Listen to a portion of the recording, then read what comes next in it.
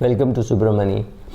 I have been doing something which I don't like to do. I've been sitting on cash. I have not been investing, at least for the last 2-3 months. I've been trading, if anything, but not been investing. And when you sit on cash, it hurts. You sit on cash for long periods of time, you go beyond your asset allocation, you are unnecessary, you feel that the money is not earning anything.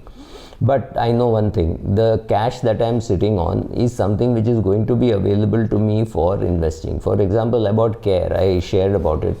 My average cost is some 528, 529 rupees. So I kept buying. I wouldn't say I kept buying. I bought and then I stopped buying.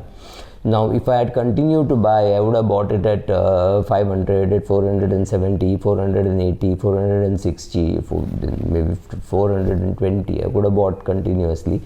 My average cost should have come down, but my total loss would have gone up. But during this period, when the share price of CARE was falling, I was sitting on cash doing nothing. But I've recently bought at 417 or 418. I bought some shares, so my average cost has now come down. That was the intention anyway, to wait to see how much does it fall, and today to me perhaps it's very near the bottom, if not the bottom.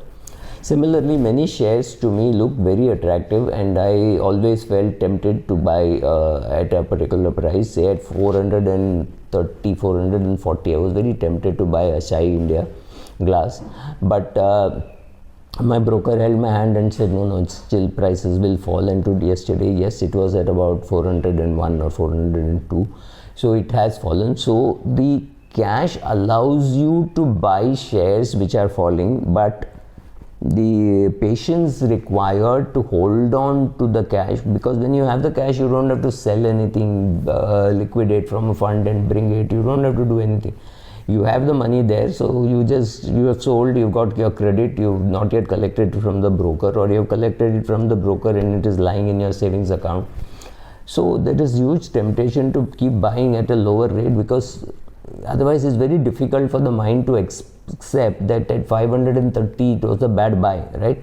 So you have to keep buying at every stage to satisfy your ego, saying no, you are right, you can't be wrong. So keep buying more. So that's the huge temptation. So I didn't fall to both those temptations.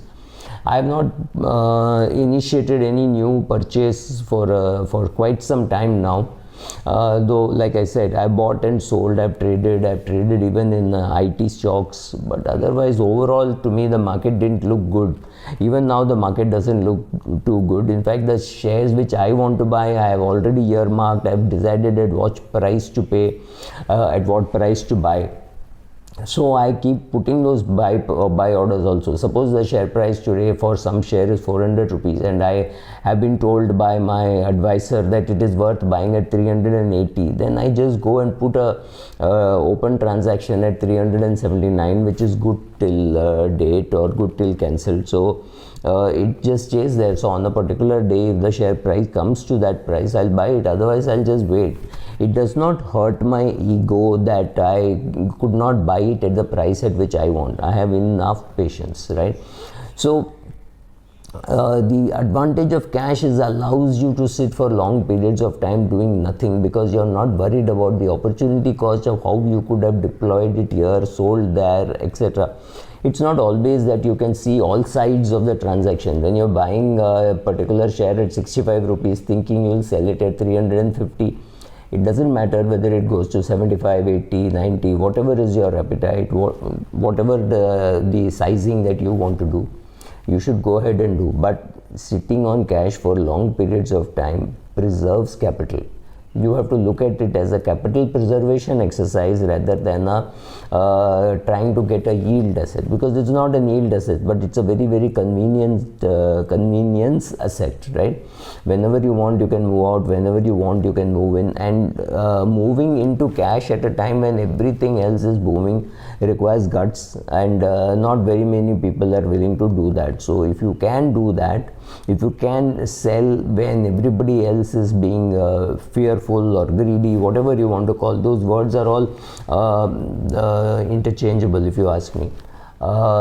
then you will find it difficult to sit on cash, but you must sit on cash without worrying too much about the opportunity cost, because it would give you such a huge gain in one transaction, something which is hammered down for whatever reasons, and you are able to buy it and you get a good return. Then you have to understand in your head at least that this return was possible because there was a lot of slack time when the money was doing nothing, and that will continue to happen going forward. Thank you.